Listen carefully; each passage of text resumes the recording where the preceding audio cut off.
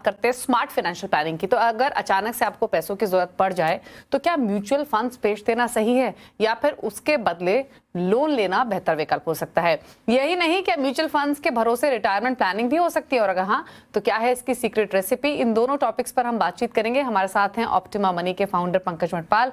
पंकज जी नमस्कार, स्वागत है आपका। तो सबसे पहले तो in fact loan against mutual funds, इस पर बातचीत करते हैं।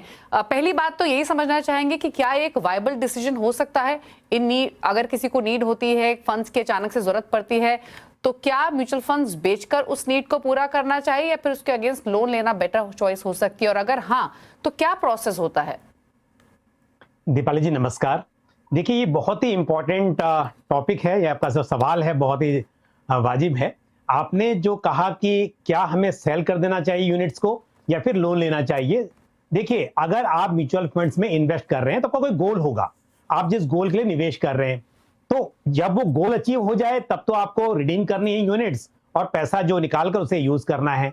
बट बात यहां पर है कि आपने गोल बनाया है कि भाई आप 10 साल 15 साल निवेश करेंगे उस गोल को अचीव करने के लिए, पर बीच में आपको पैसे की जरूरत पड़ रही है, तो ऐसे में यूनिट्स को रिडीम कर देंगे तो फिर आपका गोल कैसे अचीव होगा? तो बिल्कुल यहां पर आपको लोन लेना चाहिए, और ये बहुत ही आसान तरीका है। मेरे हिसाब से जो आप अनसिक्योर्ड लोन लेते हैं कि कई बार पर्सनल लोन ले लिया, क्रेडिट कार्ड का यूज कर लिया, उससे म्यूचुअल फंड में इन्वेस्टमेंट है उसके अगेंस्ट आप लोन ले सकते हैं।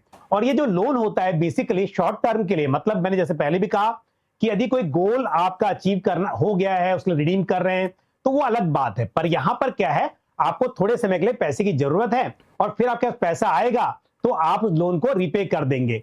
तो यहां पर जो यूनिट्स है आपके पास म्यूचुअल फंड्स की, उसे आप कोलेट्रल के रूप में यूज करते हैं और उसके अगेंस्ट में आप एक क्रेडिट लाइन ले लेते हैं। यानी कि मान लीजिए आपके पोर्टफोलियो की जो वैल्यू है वो 10 लाख रुपए की है और आपको जरूरत है 2-3 लाख की, 4 लाख की, तो आपने क्या किया कि अपना जो पोर्टफोलियो है उस पर आपने एक क्रेडिट लाइन ओपन कर ली, उसे प्लेस किया, और अब आपके पास ये अपॉर्चुनिटी है कि आप 4 लाख 3 लाख का जो भी है लोन ले सकते हैं। लेकिन जरूरी नहीं है कि आपको पूरे अमाउंट का लेना है। आपको मान लीजिए आज 2 लाख की जरूरत है, आपने 2 लाख लिया क्योंकि ये एक तरह का ओवरड्राफ्ट है और आपको उस 2 लाख के ऊपर ही इंटरेस्ट देना होगा। फिर आपको मान लीजिए और जरूरत पड़ी 50,000 की, आपने और ले लिया, उसका इंटरेस्ट देना होगा। बीच में पैसा हुआ, फिर आपने वापस कर दिया, तो जितना बैलेंस बचा उसके ऊपर ही आपको इंटरेस्ट पे करना है। और जब पूरा पैसा आपके पास है, पूरा रीपे करके आप अपने यूनिट को फ्री करा लीजिए, उस पर जो लेन मार्क है उसे हटा लीजिए और आपका पैसा फ्री हो गया। तो इसके लिए यदि आपने लॉन्ग टर्म के लिए इन्वेस्ट किया हुआ है और शॉर्ट टर्म में पैसे की थोड़ी जरूरत है तो रिडीम मत कीजिए यूनिट्स को। और स्पेशली ऐसे मार्केट में जब आप देख रहे हैं कि मार्केट में थोड़ी गिरावट है, तो बिल्कुल भी आप रिडीम करने के बारे में ना सोचें, उसके बजाय आप उस पर लोन ले लें। और कैसे लेना है दीपाली जी? बहुत ही आसान तरीका है। बहुत सारे बैंक्स और एनबीएफसीज आपको सुविधा प्रोवाइड करती हैं, जैसे banks ICICI bank, HDFC bank, ये सभी बैंक्स, या फिर जैसे मेरे एसेट फाइनेंशियल सर्विसेज, इस तरह की नॉन बैंकिंग फाइनेंशियल कंपनीज जो हैं वो भी आपको loan against mutual fund provide करती हैं। तो कैम्स और कार्वी जो आपके रजिस्ट्रार हैं, उसके थ्रू आपका ये जो यूनिट्स हैं वो उस पर लीन मार्क हो जाता है, वो कोलेट्रल के रूप में यूज की जाती हैं। और जो एनबीएफसी है वो क्रेडिट लाइन ओपन कर देती है, बैंक जो है जहां से अप्लाई कर रहे हैं वो क्रेडिट लाइन ओपन कर देते हैं, फिर आप उस पर लोन ले सकते हैं। और लोन जो होता है, अगर आपका इक्विटी फंड है उसके ऊपर अराउंड 45% टू 60% तक मिल सकता है। यानी कि अगर 1 लाख रुपया है तो उसके आगे 45,000 से 60,000 तक आपको लोन मिल पाएगा। अगर डेट फंड है तो आपको 60-70% तक लोन मिल जाता है उसके ऊपर। और जहां तक रेट ऑफ इंटरेस्ट का सवाल है, ये डिपेंड करता है, पर 9% से 11% के बीच में लगभग इंटरेस्ट रेट होते हैं। डिपेंड करता है बैंक टू बैंक या एनबीएफसी टू एनबीएफसी, बट लगभग आप 10% के आसपास मान के चलिए, ये आपका रेट ऑफ इंटरेस्ट होता है। जितने दिन यूज करेंगे उतने दिन का ही आपको इंटरेस्ट चुकाना होगा। और एक इनिशियल प्रोसेसिंग फीस होती है जो जनरली 0.25% टू 1% हो सकती है। और कुछ बैंक या एनबीएफसी एक fix charge 1,000 rupees plus GST इतना ही लेते हैं, तो वो भी कॉस्ट बहुत कम होती है। तो यानी कि यहाँ पर कॉस्ट कम है, इंटरेस्ट भी यहाँ पर रीजनेबल है, और ऊपर से आपको जितने दिन यूज करेंगे उतने दिन का इंटरेस्ट लगेगा और फिर आप पैसा बैंक को वापस कर सकते हैं। और पूरा पैसा वापस नहीं करना है, जब तक आपको चाहिए तो सिर्फ इंटरेस्ट पे करते रहिए और जब पूरा पैसा आपके पास अवेलेबल हो तब आप चुका दीजिए। तो बहुत ही आसान तरीका है। ओके, इनफैक्ट पंकज जी काफी सरल भाषा में, सिंपल भाषा में आपने पूरा प्रोसेस समझाया और काफी इंटरेस्टिंग भी है। आमतौर पे तो हम यही सोचते हैं कि जब जरूरत पड़ रही है चलिए हमारी इन्वेस्टमेंट से म्यूचुअल फंड्स में थोड़ा पोर्शन निकाल देते हैं, अपनी रिक्वायरमेंट को पूरा कर लेते हैं, बट लोन भी लिया जा सकता है, वो काफी इंटरेस्टिंग है। हालांकि मेजरली आपने काफी सारी चीजें क्लियर की जो मैं आपसे पूछना भी चाहती थी कि इक्विटी पोर्टफोलियो है तो कितना रकम लोन टू वैल्यू क्या हो सकती है डेट पोर्टफोलियो के लिए, और इंटरेस्ट रेट तो काफी इंटरेस्टिंग है, सिर्फ 9 से 12% का यानी पर्सनल लोन के मुकाबले भी आपको सस्ता मिल रहा है। 2-3 चीजें क्विकली और मैं पूछना चाहती हूँ। जैसे आपने कहा कि शॉर्ट टर्म के लिए लोन मिलता है, तो ये कुछ प्री डिफाइंड टाइमलाइन होती है कि आप अपने म्यूचुअल फंड पोर्टफोलियो पर उन होल्डिंग्स पर सिर्फ सर्टेन पीरियड के लिए ही लोन ले सकते हैं, 3 इयर्स, 5 इयर्स, 1 ईयर या कुछ महीने, क्या एग्जैक्टली टाइमलाइन रहती है, पहला। और दूसरा ये कि अब सपोज कीजिए हमारे इक्विटी पोर्टफोलियो की वैल्यू इस समय 10 लाख है, हमने लोन ले लिया, मार्केट्स गिर जाते हैं, पोर्टफोलियो की वैल्यू कम हो जाती है, तो क्या उससे कुछ हमारी लोन होल्डिंग पर कुछ इंपैक्ट आएगा क्या? यस, ये बहुत ही इंपॉर्टेंट है दूसरा सवाल, पर पहले सवाल का उत्तर देता हूं। पहला सवाल तो ये था कितने साल के लिए, तो यहां पर क्या है, जब आपने आज अप्लाई किया तो आपका 1 साल के लिए आपकी जो क्रेडिट लाइन है ओपन हो गई, तो आपने वो लोन यूज किया 1 साल के लिए।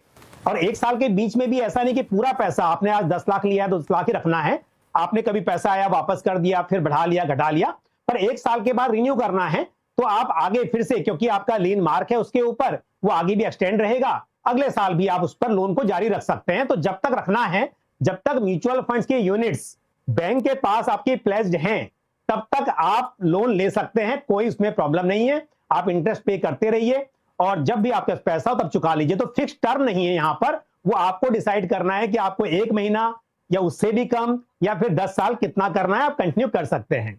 दूसरी बात, दूसरा सवाल बहुत ही इंपॉर्टेंट है और ये रिस्क भी है एक्चुअली, जो आपने कहा कि मान लीजिए, जैसा मैंने कहा, इक्विटी फंड पर 45% से 60% तक का बैंक या एनबीएफसी आपको लोन देती हैं।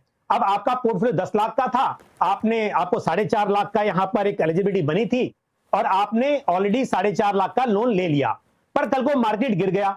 अब मार्केट गिर गया तो आपका, क्योंकि जो मार्जिन है वो कम हो गया, आपको मिलना था 45% का लोन और मार्केट गिरा, जिसकी वजह से अब ये हो रहा है, तो वहां पर ये दिक्कत है कि जो बीच का बैलेंस है वो आपको इमीडिएटली बैंक को पे करना पड़ेगा।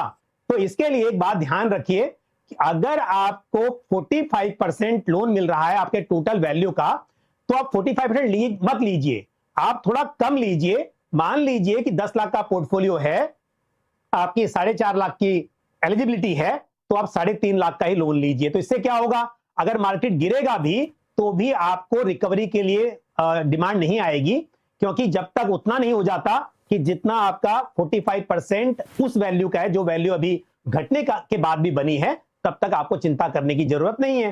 तो इसके लिए यहां पर ये इंपॉर्टेंट है, जितनी एलिजिबिलिटी बन रही है वो मैक्सिमम यूज ना करें, थोड़ी कम यूज करें, ताकि मार्केट गिरने पर आपको कोई टेंशन ना हो कि आपको जो मार्जिन है वो पे करना है।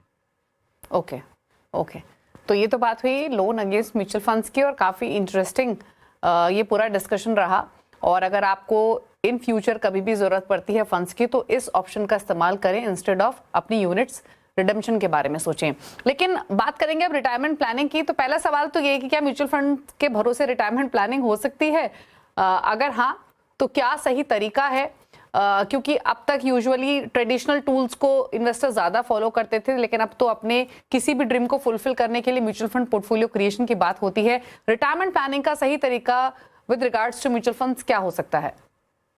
बिल्कुल, देखिए, म्यूचुअल फंड्स मेरे हिसाब से बेहतरीन तरीका है रिटायरमेंट प्लानिंग का। ये बेहतरीन क्यों है? क्योंकि जो दूसरे प्रोडक्ट्स होते हैं वो या तो आपको ऑप्शन देते हैं कि भाई चलिए आप अच्छा पैसा बना लीजिए, इकट्ठा कीजिए, पर रिटायरमेंट के बाद रेगुलर पेंशन मिल सके उसका प्रोविजन नहीं होता है। कई बार ये होता है कि लमसम पैसा है, उसमें से आपको रेगुलर पैसा मिलेगा, पर पैसे इकट्ठा कैसे करना है, उसके लिए क्या स्कीम है। अब म्यूचुअल फंड कहने के लिए एक प्रोडक्ट है, पर यहां पर क्योंकि आपके पास मल्टीपल चॉइसेस हैं, आपके पास हर कैटेगरी के प्रोडक्ट्स हैं, तो ये दोनों ही फेज में, क्योंकि जब आप बात करते हैं रिटायरमेंट की, तो यहां पर एक है एक्यूमुलेशन फेज, जिस फेज में आप पैसा जमा करते हैं। मान लीजिए 30 साल की उम्र में आपने शुरुआत की, धीरे धीरे पैसा इकट्ठा किया, 60 साल तक आप पैसा जोड़ते रहे, एक अच्छा पैसा बन गया, और फिर उसके बाद आपने तय किया कि भाई हर महीने मुझे रेगुलर इनकम होती रहे। तो पहली बात तो यह है कि जब एक्यूमुलेशन फेज है, जब यंग हैं आप, तो आप क्योंकि यहाँ पे इक्विटी की चॉइस है, डेट की चॉइस है, इक्विटी में भी अलग अलग कैटेगरीज हैं, हाइब्रिड फंड्स हैं, कमोडिटी फंड हैं, यानी गोल्ड सिल्वर में भी इन्वेस्ट कर सकते हैं। तो आपने क्या किया, जब पैसा बनाना है आपको यंग एज में, जब आप कमा रहे हैं, तो आप अलग अलग तरीके के फंड्स लेकर वहां पर अपना पोर्टफोलियो बनाइए। दूसरी बात क्या, यंग है तो इक्विटी में ज्यादा कीजिए, क्योंकि लॉन्ग टर्म में इक्विटी में बेहतर ग्रोथ की संभावना रहती है। रिटायरमेंट के नजदीक आ जाते हैं तो बदलाव कर लीजिए, यहां पर आप थोड़ा रिस्क कम करके डेट में बढ़ा लीजिए, गोल्ड में बढ़ाइए, इक्विटी में कम कर लीजिए। अब क्योंकि यहां पर फ्लेक्सिबिलिटी है, आपका अच्छा खासा पैसा इकट्ठा हो सकता है। और दूसरी बात यह है कि जब कोई प्लान लेते हैं तो वहां पर क्या होता है, फिक्स आपको हर महीना या हर साल उतना ही करना होता है। यहां पर तो चॉइस है, आपकी इनकम बढ़ती जाती है, उसके साथ साथ आप इन्वेस्टमेंट को बढ़ाते रहिए। फिर आते हैं, जब पैसा इकट्ठा हो गया, आपने अब रिटायरमेंट का टाइम आ गया, तो अब आप यहां पर कम जोखिम वाले फंड्स में पैसों को मूव कर लीजिए। तो यहां पर भी चॉइस है आपके पास में कि आपको अब रिस्क कम लेना है, थोड़ा ग्रोथ होनी चाहिए, बाकी स्टेबिलिटी रहे, तो अपने फंड में बदलाव किया और वहां से SWP सिस्टमैटिक विड्रॉल प्लान के जरिए हर महीना आप पैसे पा सकते हैं।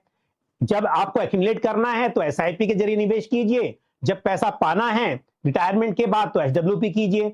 अच्छा, दूसरी बात एक और भी है, जनरली जो प्लान आप लेते हैं, चाहे वो एन्युटी प्लान हो, आपको एक फिक्स अमाउंट मिलता है हर महीने। अब 60 साल की उम्र में मान लीजिए को 25,000 मिल रहे हैं, जब 70 के होंगे, 80 के होंगे, तब वो आपका पूरा नहीं पड़ेगा उस पैसे से। तो यहां पर क्या है, म्यूचुअल फंड में क्योंकि SWP में आप हर साल अपना विड्रॉल बढ़ा भी सकते हैं, तो इसके लिए जो जरूरत बढ़ती जाती है महंगाई दर की वजह से, उसको भी आप टैकल कर रहे हैं, उसका भी आप केयर कर रहे हैं। तो इसके लिए मेरे हिसाब से एक तो फ्लेक्सिबिलिटी यहां पर है, प्रोफेशनल मैनेजमेंट है, पैसा घटाया बढ़ाया जा सकता है, चाहे निवेश की बात हो, विड्रॉल की बात हो, और ऊपर से क्योंकि अलग अलग कैटेगरीज हैं, तो मुझे लगता है म्यूचुअल फंड सिर्फ उसके एक प्रोडक्ट नहीं, बल्कि आप एक बास्केट की तरह सोचिए, और म्यूचुअल फंड के जरिए रिटायरमेंट प्लानिंग एक बेहतर चॉइस मानी जा सकती है। ओके, तो रिटायरमेंट प्लानिंग के लिए म्यूचुअल फंड पोर्टफोलियो क्रिएशन एक बेहतर चॉइस हो सकती है। कई सारे इसके बेनिफिट हैं जो कि पंकज जी ने यहाँ पर समझाया। एक लॉन्गर पीरियड ऑफ टाइम में आपको कंपाउंडिंग का बेनिफिट मिलता है, अच्छा एक्यूमुलेशन आप कर सकता है, लेकिन ध्यान रखिए कि यहाँ डिफरेंट फेजेस होते हैं, शुरुआत में कुछ और टूवर्ड्स अपने टारगेट के क्लोजिंग के टाइम पे कुछ और। सिस्टमैटिक विड्रॉल के प्लान के थ्रू आप रेगुलर इनकम भी जनरेट कर सकते हैं, अच्छा रिटर्न तो बना ही सकते हैं। तो ये काफ़ी इंटरेस्टिंग चर्चा रही। शुक्रिया पंकज जी आने के लिए और दोनों ही मुद्दों पर अपने व्यूज़ देने के लिए, समझाने के लिए हमारे व्यूअर्स को कि क्या सही तरीका हो सकता है। और ये दोनों ही एस्पेक्ट्स या दोनों ही टॉपिक्स म्यूचुअल फंड इन्वेस्टिंग के पॉइंट ऑफ व्यू से बहुत रेलेवेंट हैं और इंपॉर्टेंट है। Thank you so much. और इसी के साथ आवाज़ म्यूचुअल फंड शो में तो इतना ही। ब्रेक के उस पार भी खबरें जारी है CNBC आवाज़ पर। नमस्कार।